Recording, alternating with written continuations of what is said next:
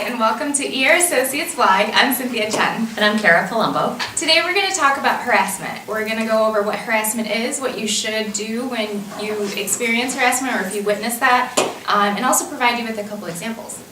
So I'm just going to start off by giving you the definition from the EEOC. Unwelcome conduct based on race, color, religion, sex, including pregnancy, national origin, age, disability, or genetic information. So, and harassment can be a variety of things, of course. It can be gestures, it can be comments, and it's not always sexual in nature, and I think that a lot of people just assume that it's only that, and it can certainly be a hostile work environment. There can be other attributes that contribute to that and fall in that category. Right. And we're going to start off with our first example. Jill's going to be the manager, and we have Scott with us today as well, and he's going to play her subordinate. And this is a perfect example of a hostile work environment. Hey, Scott, can I talk to you for a second? Yeah, what's up? Hey, I just wanted to let you know you're kind of looking a little pudgy there lately. I think Jill, we just had the holidays. I think that those pieces of pie are catching up to you. Are you know what I'm saying? You're kind of looking like a marshmallow. Are you serious? Yeah. Tell you what, just, don't really come by my office much until you've lost at least 10 pounds. All right. So in this example, obviously it's, Jill was a little rude, but also there are things that, depending on the person receiving the comments, people perceive things differently. If certainly Scott could feel like that was some sort of harassment and would want to report it. If you, especially commenting about physical attributes, it's obviously very personal to people. Even with compliments, you have to be careful. So you want to know your audience and you want to know the things to say and not to say at work.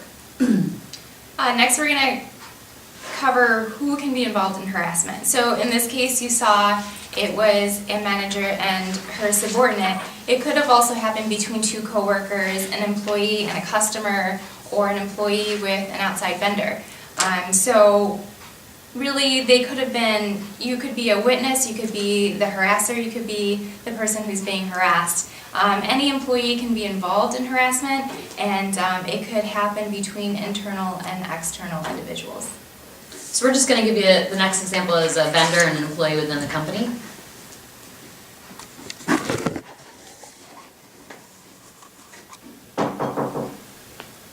Hi, Scott. How are you? Hey, How's Jill. business? Forget about business. This is a new necklace? That's nice. It is.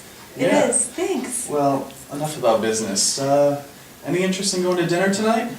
Scott, we've been over this. I'm married, and so are you, and I'm not interested. Are you sure? I'm sure. You're making me really uncomfortable.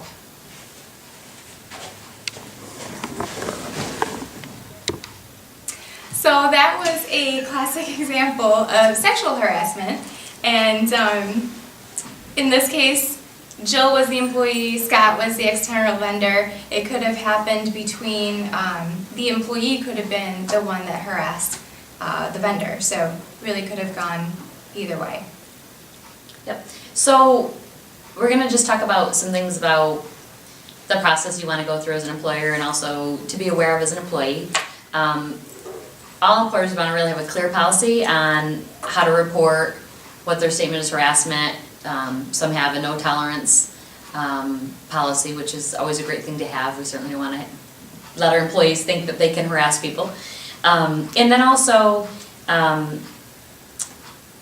the employee has to take some action. So if Jill felt uncomfortable with going to her manager and telling her about Scott, then that's really not the best way to report it. You need to tell somebody in management or an HR manager that somebody has harassed you and that you feel like nothing's being done about it. So you do have a responsibility as an employee.